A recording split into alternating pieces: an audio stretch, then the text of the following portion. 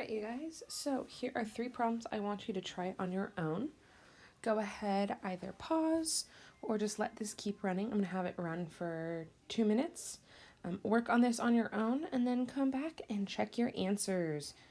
We are using infinite series formulas and determining if it can be used or not.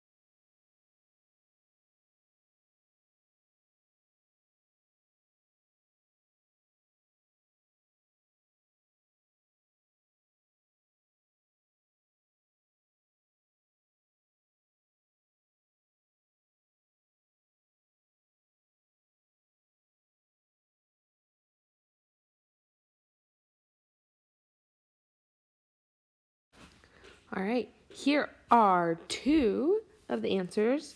If you haven't done the third one and you were waiting on me, go ahead, pause, do the third one on your own. All right, here are all 3 of your answers. Good work. Hopefully you did these on your own. If not, please make sure to do the next ones you see on your own so that you guys can check your answers and understand the steps prior to getting into the homework.